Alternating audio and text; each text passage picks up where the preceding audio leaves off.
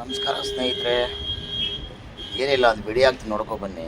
ಎಷ್ಟು ನೀಚಾಗಿದೆ ಅಂದರೆ ನಮ್ಮ ಗೌರ್ಮೆಂಟ್ ಸ್ಕೂಲು ನಿಜವಾಗೂ ಸಂಬಂಧಪಟ್ಟ ಅಧಿಕಾರಿಗಳು ಇದ್ರ ಬಗ್ಗೆ ಕ್ರಮ ತಗೊಂಡೇ ಇಲ್ಲ. ಯಾಕೆ ತಗೊಳ್ಳ ಹೇಳಿ?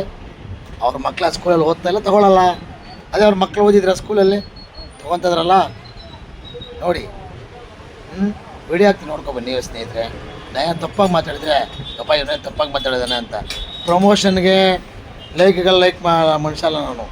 ಒಂದು ವಿಡಿಯೋ ತಲುಪಲಿ ಎಲ್ಲರಿಗೂ ಸ್ನೇಹಿತರೆ ಅಂತ ವಿಡಿಯೋ ಮಾಡ್ತಾರೆ. ಅಷ್ಟು ಬಿಟ್ಟರೆ ನನಗೇನು, ನಂಗೆ ದೇವ್ರು ಕೂಡ ಆರಾಮ್ ಗ್ಯಾರೇಜ್ ಕೊಟ್ಟಿದ್ದೀನಿ, ಕೆಲಸ ಮಾಡ್ಕೊಂಡಿದ್ದೀನಿ.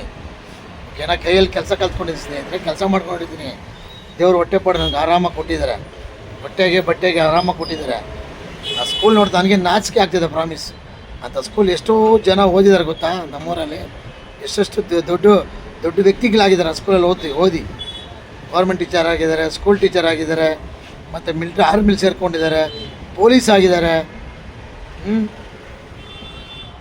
ಆಮೇಲೆ ಏನದು ಇದು ವಾಟರ್ ಡಿಪಾರ್ಟ್ಮೆಂಟ್ ಆಗಿದ್ದಾರೆ. ಅವರು ದೊಡ್ಡ ಹಂತಕ್ಕೆ ಹೋಗಿದ್ದಾರೆ.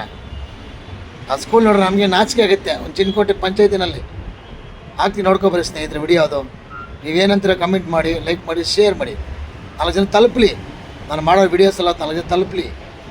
ತೂ ಅನ್ಬೇಕು ಅಧಿಕಾರಿಗಳಿಗೆ. ಇನ್ನು ಗೌರ್ಮೆಂಟ್ಸ್ ಏನು ಕಳ್ಸೋದೇ ಇಲ್ಲ ಯಾರು ಮಕ್ಕಳನ್ನ. ಆ ಸ್ಕೂಲ್ ನೋಡಿದ್ರೆ ನಿಜವಾಗೂ ಪ್ರಾಮಿಸ್. ನೋಡ್ಕೊಬನ್ನಿ ವಿಡಿಯೋ, ಕಳಿಸಿ ನೋಡ್ಕೊಳ್ಳಿ.